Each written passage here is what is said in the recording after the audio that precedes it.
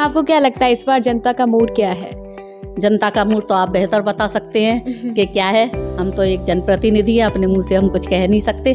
और झांसी में हमने काम के आधार पर नाम कमाया है, दाम नहीं कमाया। यही मेरे लिए बहुत बड़ी बात है कि मेरा भी मन है कि यदि पार्टी मुझे एक बार फिर से अवसर देगी तो मैं जनता के बीच में जाकर अवश्य उनकी समस्याओं के समाधान के लिए पार्टी से चुनाव लड़ना चाहूँगी। ऐसा कि आपने कहा कि आपके विकास कार्यों पर जो है झांसी स्मार्ट सिटी बनी है, तो चुनाव अगर आप जीतती हैं तो सुपर स्मार्ट कैसे बनाएंगी झांसी को? हमने बहुत से शौचालय भी बनवाए हैं, दलित बस्तियों में भी बनवाए हैं। तो आज आपने देखा होगा कि पहले जहां सभी लोग खुले में शौच जाते थे, आज घरों में भी शौचालय बन गए हैं और सामुदायिक भी शौचालय बने हैं। तो वहाँ पर कचरे के ढेर को हमने, डंपिंग एरिया था जो, उसका निस्तारण करके वहाँ पर बहुत सुंदर रानी लक्ष्मीबाई की मूर्ति लगवाई, वहाँ पार्कों का निर्माण करवाया। और ये नमस्कार, आप देख रहे हैं इंडिया 24 न्यूज़ और मैं हूं आपके साथ प्रियंका। दरअसल मौसम का तापमान घटता हुआ नज़र आ रहा है, वहीं चुनावी मौसम का तापमान बढ़ता हुआ नज़र आ रहा है और नगर निगम चुनाव का आगाज हो चुका है। वहीं नगर निगम चुनाव सर पर हैं और उसके बाद जो है ऐसी कई खबरें जो है सामने आई है, जहां कई पार्टी के दिग्गजों ने जो है अपनी पार्टी से इस्तीफा दे दिया है। झांसी में ऐसी सीट, महापौर के लिए ऐसी सीट पर जो है मुहर लगाई गई। अभी इस वक्त हमारे साथ मौजूद हैं झांसी की पूर्व महापौर किरण वर्मा जी, और उनसे हम जानेंगे, चूँकि उनकी एक चर्चा चल रही है कि वह भी इस बार महापौर के लिए दावेदारी कर सकती हैं, तो हम उनसे जानेंगे कि इस खबर में कहां तक सच्चाई है। मैम, बहुत बहुत स्वागत है आपका इंडिया 24। नमस्कार। मैम, कितनी सच्चाई है इस खबर में कि क्या आप भी दावेदारी कर सकती हैं? जी, भारतीय जनता पार्टी का हर कार्यकर्ता जब वो चुनाव होते हैं तो वो पार्टी में दावेदारी करने का हक रखता है।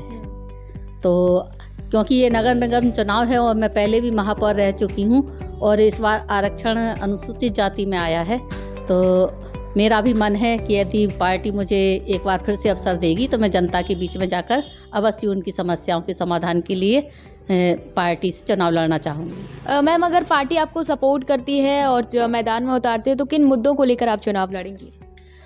देखिए, जनता के मुद्दे जो स्थानीय मुद्दे हैं नगर निगम में वो आते हैं, और नगर निगम में क्योंकि स्थानीय मुद्दे यही होते हैं आम आदमी के सड़क, पानी, बिजली, और यही मेन मुद्दे रहते हैं।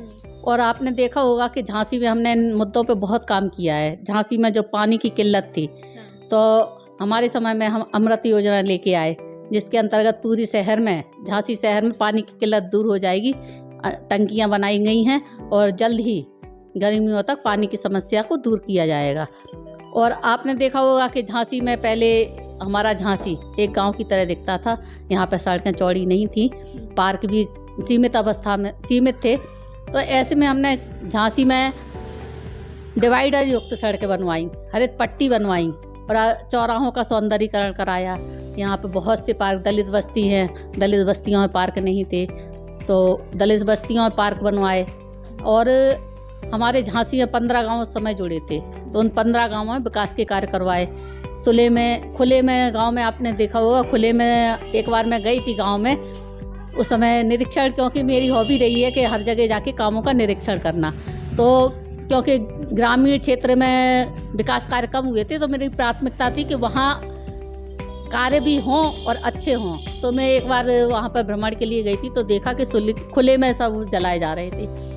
तो ग्रामीणों ने आके भी अपने दर्द मुझसे बयां किया कि हम लोग को खुले में जलाना पड़ता है। तो हमने फिर संकल्प लिया कि हम झांसी में ऐसे स्थानों पर जहां सामुदायिक गृह नहीं है वहां बनवाएंगे।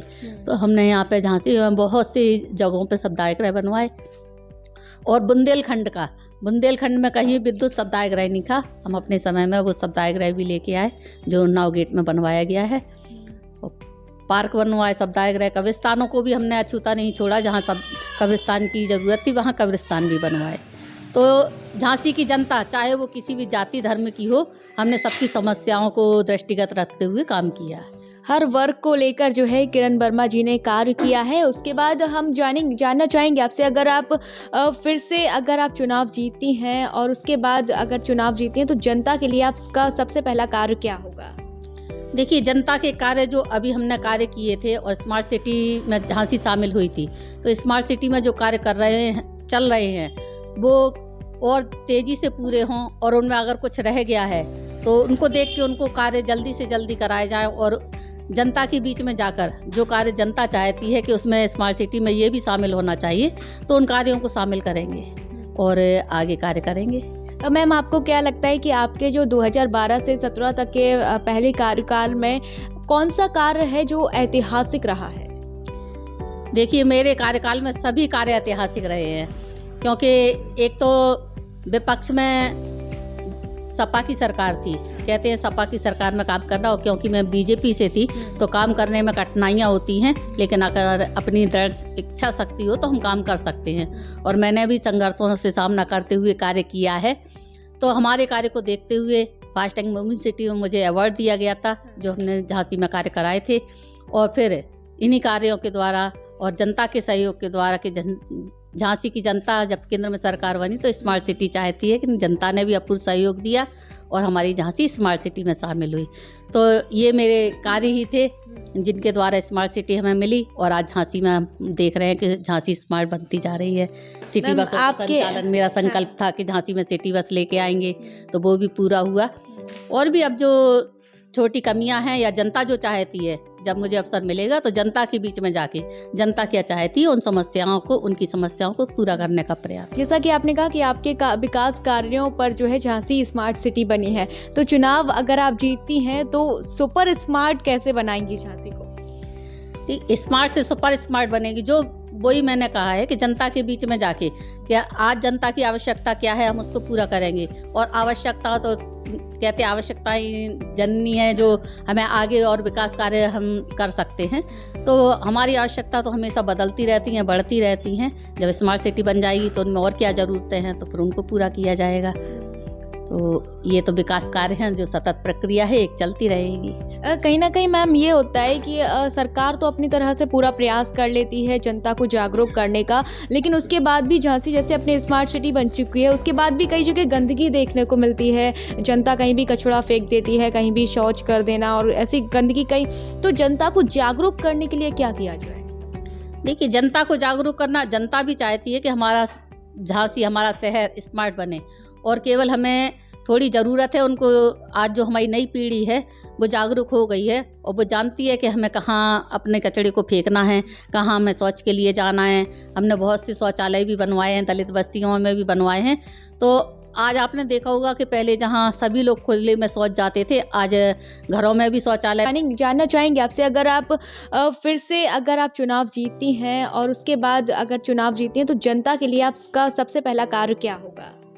देखिए, जनता के कार्य जो अभी हमने कार्य किए थे और स्मार्ट सिटी में झांसी शामिल हुई थी, तो स्मार्ट सिटी में जो कार्य कर रहे हैं, चल रहे हैं, वो और तेज़ी से पूरे हों, और उनमें अगर कुछ रह गया है तो उनको देख के उनको कार्य जल्दी से जल्दी कराए जाएं, और जनता के बीच में जाकर जो कार्य जनता चाहती है कि उसमें स्मार्ट सिटी में ये भी शामिल होना चाहिए, तो उन कार्यों को शामिल करेंगे और आगे कार्य करेंगे।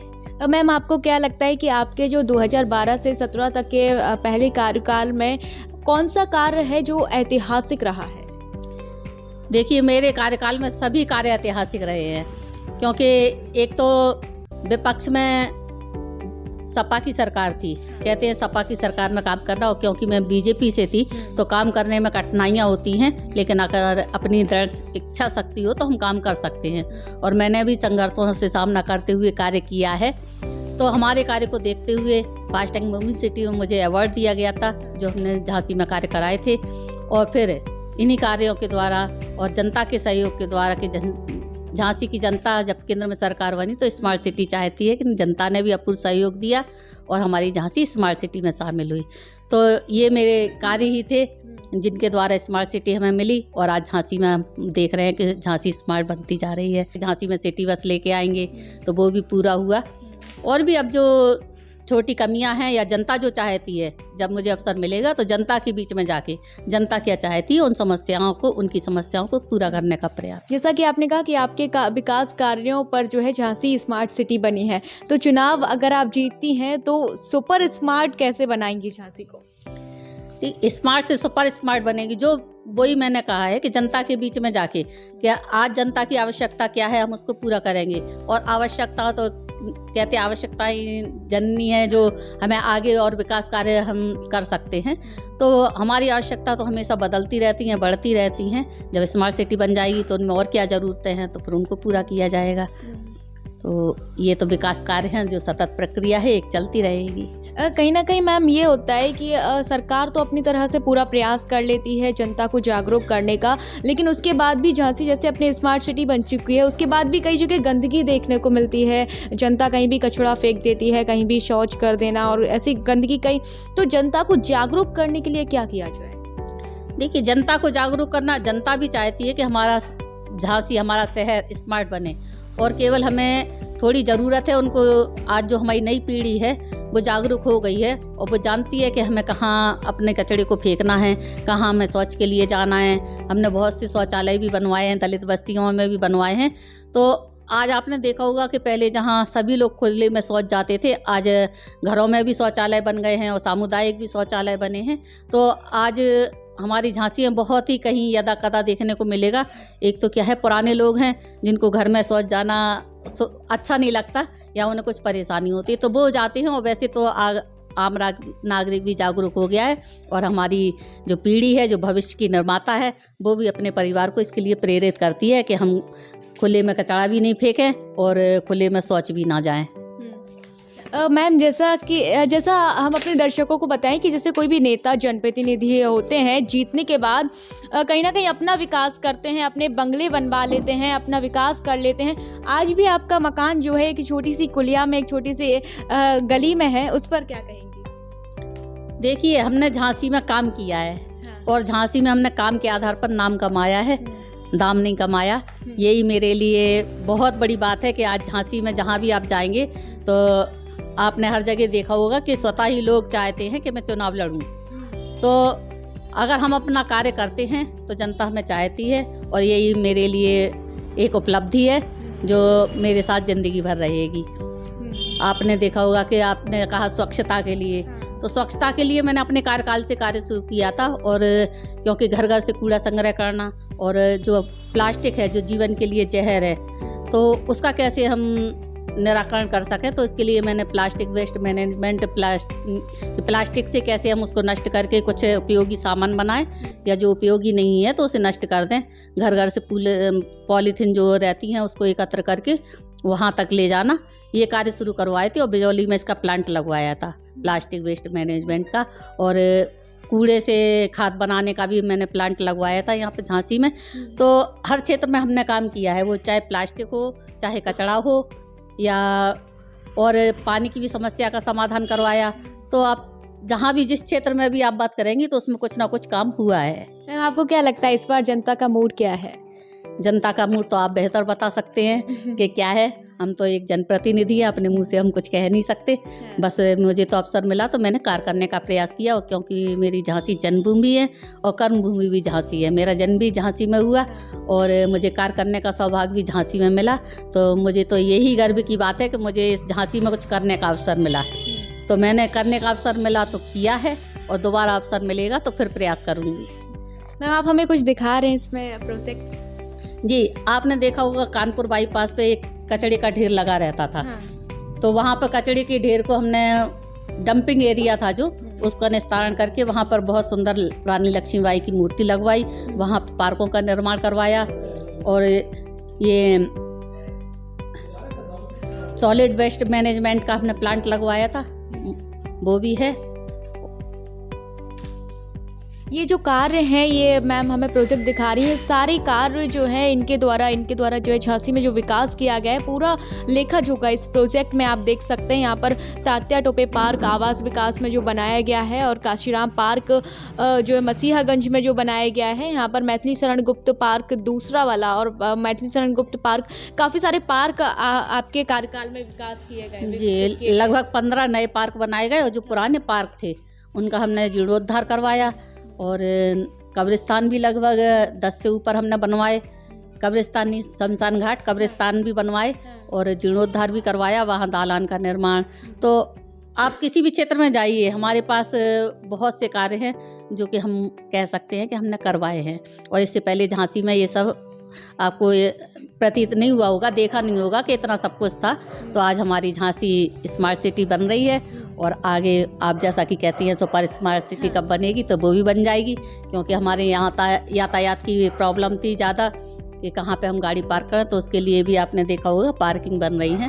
तो ये सब स्मार्ट सिटी में हमने सारी समस्याओं को लिया था उस समय और वो कार्य चल रहे हैं, आगे और प्रगति से कार्य हों इसके लिए हम प्रयास करें। देखिए, और मेरे समय में जब महापौर में बनी उस समय में हमारे यहाँ शासन से 10 नॉमिनेट पार्षद आते हैं और वो शासन के ही पक्ष में हमेशा कार्य करते हैं और वोट डालने नगर निगम में कार्यकारिणी के चुनाव में उनको वोट डालने का अधिकार था जब, क्योंकि ये शासन ये नियम के विरुद्ध है और वो वोट डालते थे। तो मैंने कोर्ट में हाई कोर्ट में जाकर उनके नियम के विरुद्ध कार्य करने के लिए स्टे लिया और आज हमारे यहाँ उन्हें वोट डालने का अधिकार प्राप्त नहीं है। तो हमारे यहाँ से भी कई लोगों ने उसके कॉपी लेके अपने यहाँ भी ये नियम लागू करवाया और आज वो नियम चल रहा है।